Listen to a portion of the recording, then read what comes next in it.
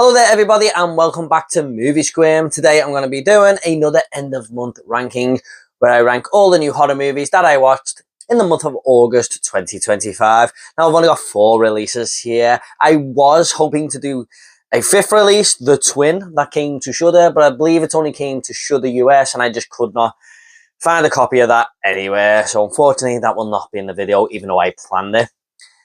And I always like to do these videos if there's more than 3 movies to talk about. And we've done one every month of the year so far. So let's hope we can get to the end of the year by doing one of these every single month. Don't forget to leave your favourite ranking of these releases or any other releases that you've seen in the comments down below. And I'll try and get back to you all. I promise. But I will get back to you all. So let's just get into it now. In 4th place. So in 4th place, we do have The Toxic Avenger. Yeah, not really a full-blown horror movie, to be honest. I mean, this is more of even a superhero movie at times, if you like. More of a comedy, but it's got some disgusting elements in there, kind of like a load of the trauma films did back in the day, especially the first Toxic Avenger. Some disturbing images and stuff. And some people may like to say there's horror elements in there, but I wanted to do it anyway just to bulk this video up. And I did want to talk about it. I didn't have a chance to review it. So The Toxic Avenger was a movie that I was quite looking forward to. I really like the original film. It's just got some charm to it. And you can't take your eyes off the movie with some of the crazy stuff that's happening in there. So this is a film that came out in 2023, I believe. It was shown at lots of film festivals and everything, but it just hasn't had any distribution rights. They finally got it out there, and there was one showing every night for a week in my cinema, and it was at 9 o'clock at night. So I went to this one very, very tired, but managed to stay awake for it all, and that may have played a part in me being slightly disappointed with this movie. But what I will say is I really like Peter Dinklage in the role here. I think he is a really good Toxic Avenger, especially like the suit that he's in. It kind of reminded me of the Teenage Mutant Ninja Turtles movies from the 90s. That's kind of the look at it. I really like the way he's got this detachable eye that he can look around corners and everything. And he's got this mop where he can just sort of take people apart with it. I mean, it's like this intoxicated mop, kind of like him, that gets thrown into this toxic waste by him when he becomes the Toxic Avenger, and he's just taking people's heads off and everything, taking people's limbs off with it. It's kind of fun to see, but that's basically the story. Peter Dinklage falls into this vat of toxic chemicals and comes out as the Toxic Avenger and gets revenge on some people who've wronged him, mainly the ones that he worked for, or all these higher-ups who won't help him because he's become sick and his insurance just doesn't pay out, even though it's promised to him by this company and stuff. And this company is run by Kevin Bacon, who's the villain of this film. And I was really hoping for a more Kevin Bacon-ish performance, kind of like he was in Maxine as the private detective. But he's not quite there, Kevin Bacon, in this movie. He's okay, but I've seen so many better performances by him. It's kind of like he was just like, oh, Kevin Bacon's a good name, let's throw him in as the villain and not really give him any villainous personalities or anything. And whilst there is some good gore here, it's fun to see people, like at one moment especially, Peter Dinklage whacks this guy's jaw off and you can still see his tongue wagging around and stuff like that. It is very CGI heavy. It's very animated. And whilst I kind of don't mind that sometimes, if you can make it fun and stuff, it's just quite a lot. There's a weird looking filter on this movie as well. It just looks like a very cartoonish version of that movie we got so many years ago. Now, the biggest problem with this movie is that it just tries way too hard to be that original film. My friend who came with me, Jamie, turned to me after the film and said, that movie was just trying a bit too hard, wasn't it? And he hasn't even seen the original Toxic Avenger film. So I actually thought that because I'd seen the original Toxic Avenger, it's just got this real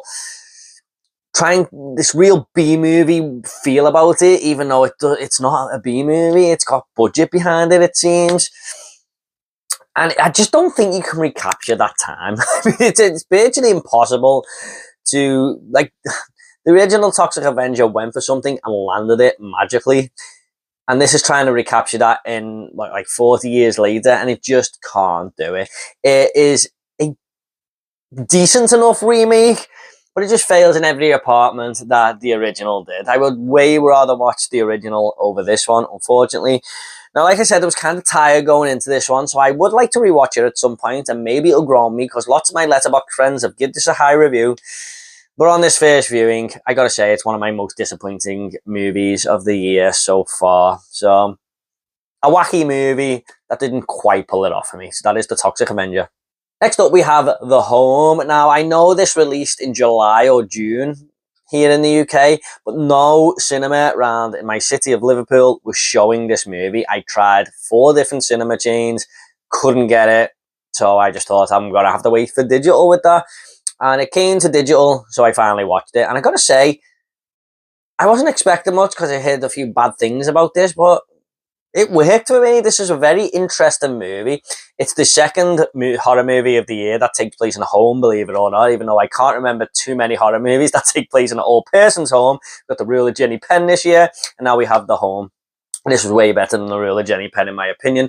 We've got, what's the guy's name? Pete Davidson, who is kind of got to do some community service here. It's kind of his last chance. This foster family that he's living with, kind of in with the judge here, and they say, look, can you just let him off, because they're kind of Christians and the judge is a Christian, and they come to an agreement where he has to go to this old person's home and work there as community service for 4 months. So he gets there and everything seems fine. All the old people seem very friendly and everything, and he's kind of getting along with them and he wants to help. It's kind of like a fire's been lit in him, where he feels like these people need his help, and he finally has a purpose in life. And he's just going about his daily routine, cleaning up, helping the old people and everything. And then things start to take a little bit of a sinister turn. He's hearing voices in the vents and everything. And he's been told not to go on the 4th floor under any circumstances. And then he goes there at some point, and yeah, the film starts to take a very sinister turn and go down some dark alleyways there. People in the home, certain people, not quite what they seem, or doing strange things here and there. And the whole movie is this unraveling mystery that I really got into. I was really interested to see where this movie was going. And about an hour in, I was like, man, I can't wait for this reveal now. Kind of couldn't guess where it was going or anything. And whilst I will say the reveal was okay, and it was a good idea with this good concept behind it, good thought process, I don't think it landed very well. And it's kind of just saying, a lot of things happen for the sake of it here to get where we wanted to go. You will know what I mean when you see the movie. I mean, some of the things stitch up and make sense, but other things are just like, do we really need to put that in a film for this to happen?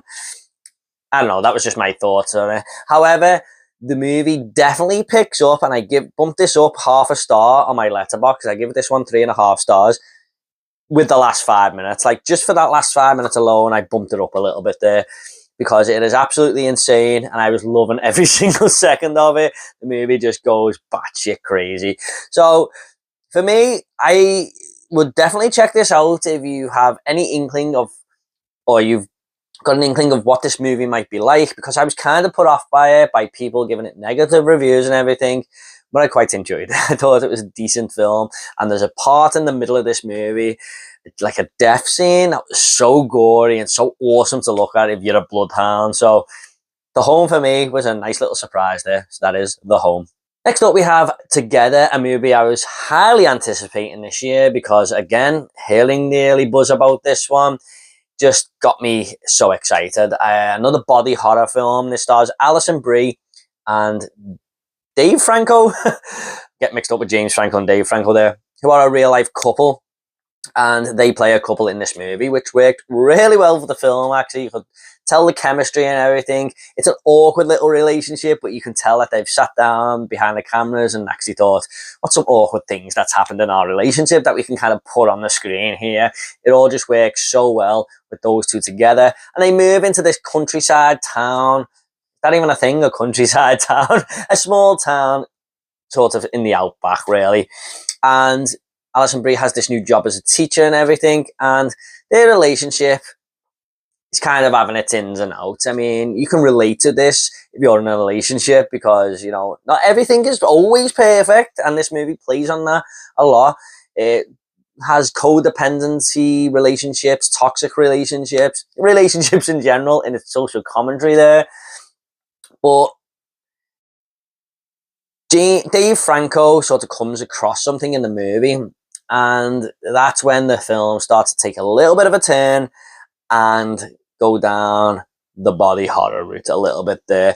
But this makes for some horrifying situations, but also some very funny situations as well. I think they got the balance perfect where you're kind of laughing, but you're also squirming in your seat as to what is going on screen. It's a very fun, uncomfortable feeling, if that makes sense, with some of the moments here. There was a moment in a bathroom early in the middle of the film that I was just laughing my ass off at.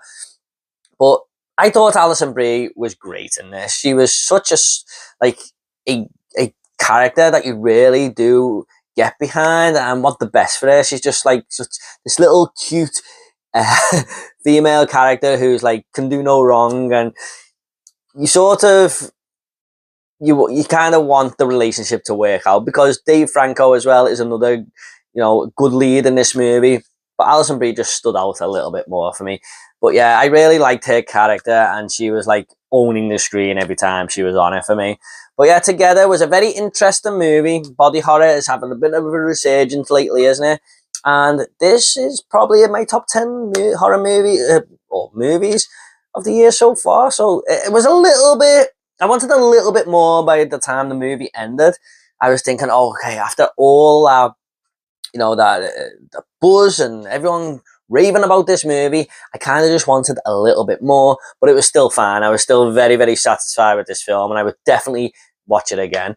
And I am never going to be able to listen to the Spice Girls Two Become One in the same way again without thinking of this movie. So yeah, a little taste of things to come there. Definitely check this one out, guys, if you're a body horror fan. So that is Together. Coming in first place, though, is going to be Weapons, and this is coming in first place by a country mile. This is actually my #1 movie of 2025 so far, dethroning 28 years later. Now, Zach Cregger, who was the director of Barbarian, which I had mixed thoughts on. I liked a lot about that movie, and there was a lot I didn't like. I think it was a little bit overhyped by some people and a bit overrated. Planning on rewatching it again after seeing this because I love this movie so much, but I wasn't expecting too much. I thought a lot of people are going into this concept with these kids running out the house at 2:17 a.m. in the morning and just vanishing. It's a cool concept, but I think people are going to expect a little bit too much from this movie. But my God, I went in with these mid expectations and they were exceeded by so much. I mean, I loved everything about this film. I hardly have any negatives with it. It was one of the best horror movies I've seen in a long time. Like, I mean, I love The Substance and everything and Alien Romulus, but what I mean is it goes in the bracket with them top tier horror films from the last 5 years. Zach Cregger directs the shit out of this movie. I love how he kind of builds each scene. Like, we will take the perspective of a teacher who's being accused of being in with all these kids going missing, like cause she's the teacher of this class that's gone missing. All the town thinks she's got something to do with this, so we see it from her perspective, and then we will switch to a different character, in Josh Brolin's character, who is accusing this teacher of having something to do with his child going missing, and we see it from his perspective, understanding both perspectives, of course. You get behind each character, you can see their point of view so well, and then we will jump to another character who's like a cop who's chasing down this drug addict, and then we will switch to the drug addict's perspective, and it's like, how does this all come together? And it just does.